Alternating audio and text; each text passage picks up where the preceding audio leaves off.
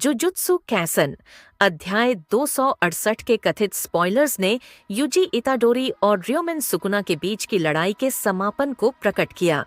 यह अध्याय न केवल लड़ाई के अंत को दिखाता है, बल्कि मेगुमी को भी सुकुना के चंगुल से आखिरकार मुक्त होने को भी दर्शाता है। पिछले अध्याय में नोबारा कुगिसाकी ने अंततः अपनी वापसी की थी, क्योंकि उसने तुरंत शाप के राजा के अंतिम उंगली पर रेजोनेंस का उपयोग करके सुकुना के खिलाफ लड़ाई में शामिल हो गई थी।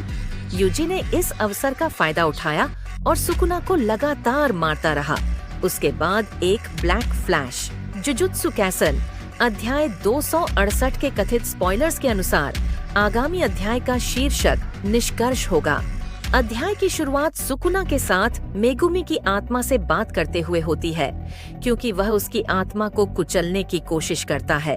उसने मेगुमी से पूछा कि उसने अपनी आत्मा को ले जाने दिया, अपनी बहन को मार दिया और उस हाथ को अस्वीकार कर दिया जो उसकी मदद करने की कोशिश कर रहा था। फिर भी वह कैसे जीने की कोशिश करने की हिम्मत करता है। इसके साथ उसने जुजुत्सु जादूगर से हार मानने और उसे बाकी का काम संभालने की अनुमति देने को कहा। मेगुमी ने सुकुना से वापस बात की। उससे पूछा कि वह इतना बेताब क्यों था। अभी भी एक सुकुना उंगली बची थी। यदि शापित वस्तु बनने का तरीका पूर्व निर्धारित है, तो उस क्षण यूजी उसे अपने शरीर से छील देगा। सुकुना मर जाएगा। यहाँ तक कि रेजोनेंस भी उसके लिए अच्छा नहीं था। इसलिए यदि उसकी 19 उंगलियां गायब हो जाती हैं, तो अंतिम उंगली उसकी आत्मा को प्रभाव से जोड़ने में सक्षम नहीं होगी। इसके साथ मेगुमी ने खुशी व्यक्त की कि सुकुना मरने से डरता था। ठीक उसके बाद मेगुमी ने साझा किया कि उसने शुरू से ही एक उचित जीवन जीने का कभी इरादा नहीं किया था। हालांकि यह देखते हुए कि खुद से भी कई अधिक लोग हैं, वह किसी और के लिए एक बार फिर जीने की कोशिश करने के लिए दृढ़ संकल्प था। जुजुत्सु कैसन अध्याय 268 के कथित स्पॉयलर्स ने फिर वास्तविकता में स्विच किया, क्योंकि यूजी का डोमेन ढह गया और मेगुमी के शरीर के भीतर सुकुना का पुनर्जन्म उलट गया। शाप के राजा ने पीड़ा में चीख मारी, क्योंकि उसे मेगुमी के शरीर से छील दिया गया था। इसके साथ मेगुमी फुशिगुरो को आखिरकार सुकुना के चंगुल से मुक्त कराया गया। ठीक उसके बाद जुजुत्सु कैसन अध्याय 268 के स्पॉयलर्स में यूजी को सुकुना के अवशेषों को देखते हुए दिखाया गया।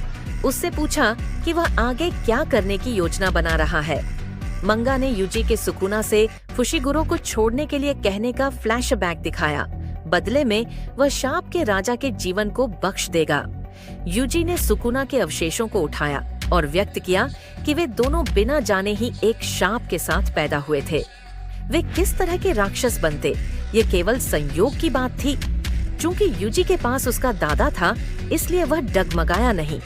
इसलिए यूजी ने सुकुना से कहा कि वे एक बार फिर साथ जीने की कोशिश करें।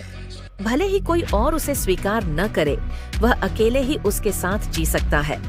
यूजी के सांत्वना भरे शब्दों से सुकुना क्रोधित हो गया और उसने उसे इस हद तक मूर्ख बनने के लिए सराहा। इसके साथ उसने यूजी को उसे कम नहीं आंकने की याद दिलाई, क्योंकि वह एक शाप था। जुजुत्सु कैसन अध्याय 268 के कथित स्पॉयलर्स ने फिर उरामे बनाम हकारी लड़ाई के समापन पर स्विच किया। उरामे ने महसूस किया कि सुकुना हार गया, इसलिए हकारी ने उनसे पूछा कि वे आगे क्या करने के लिए तैयार हैं। उरामे ने व्यक्त किया कि यह अंत था और अब किसी भी चीज का कोई अर्थ नहीं था। सुकुना की हार का एकमात्र तार्किक कारण यह था कि वह एक अवतारित शरीर में था। उरामे ने दावा किया कि जुजुत्सु जादूगरों ने केवल इसलिए लड़ाई जीती क्योंकि वे 1000 साल बाद पैदा होने के भाग्यशाली थे। हकारी के लिए भाग्यशाली होना एक कौशल था, इसलिए उसने इसे सबसे उच्च प्रशंसा के रूप में स्वीकार किया जो वह प्राप्त कर सकता था। यहाँ तक कि उरामे भी हकारी से सहमत हो गया और ढह गया। जुजुत्सु कैसन अध्याय 268 के कथित स्पॉयलर्स ने फिर दृश्यों को स्विच किया, क्योंकि मेगुमी जादू तकनीक में जाग गया। जैसे ही वह जागा, वह इस बात से भ्रमित था कि यूजी और नोबारा क्या कर रहे थे।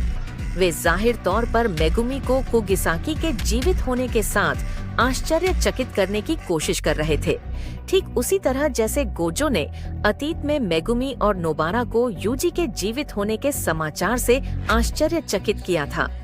नोबारा ने व्यक्त किया कि यह देखते हुए कि वह क्लास मैडोना थी, जिसके बारे में सभी ने सोचा था कि वह मर गई है लेकिन बच गई। यूजी और मेगुमी को बहुत बड़ी प्रतिक्रिया होनी चाहिए थी।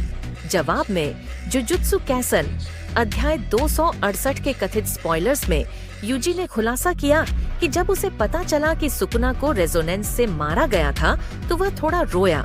मेगुमी के लिए वह आश्चर्यचकित नहीं था, क्योंकि उसने देखा था कि सुकुना के अंदर क्या हुआ था, वही हुआ था।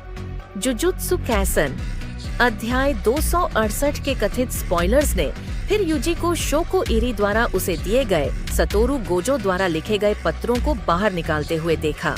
नोबारा और मेगुमी दोनों ने सोचा कि गोजो के लिए पत्र लिखना उनके चरित्र से बाहर था। ठीक उसी समय मेगुमी ने देखा कि केवल 2 पत्र थे। यूजी को कोई पत्र नहीं मिला, क्योंकि उसने गोजो से सीधे बात की थी। नोबारा ने अपना पत्र पढ़ा और तुरंत उसे कुचल दिया। उसने कहा कि इसमें उसकी माँ के ठिकाने के बारे में जानकारी थी। वह शुरू में इसके बारे में जानना नहीं चाहती थी। ठीक उसके बाद नोबारा ने यूजी से पूछा कि क्या उसे किसी तरह का विशेष ग्रेड अधिकार मिला, लेकिन मेगुमी हंसने लगा, क्योंकि उसने अपना पत्र पढ़ा। यूजी और नोबारा मेगुमी के पत्र के बारे में